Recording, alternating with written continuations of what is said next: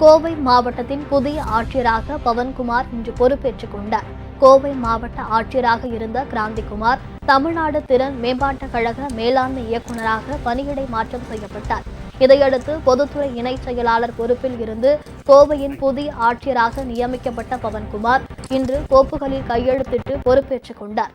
பின்னர் செய்தியாளர்களை சந்தித்த அவர், அரசின் திட்டங்களை மக்களிடம் கொண்டு சேர்க்கவும் வளர்ச்சி திட்டங்களை மேற்கொள்ளவும் நடவடிக்கை எடுப்பேன் என்றார்.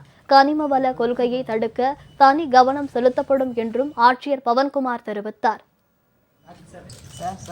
தமிழ்நாடு அரசு மூலமாக இருக்கிற அனைத்து திட்டங்களும் சேவைகளை மக்கள் நடுவில் கொண்டு போகிறதுக்கு உண்டான எல்லா முழு முயற்சி எடுக்க போகிறோம்.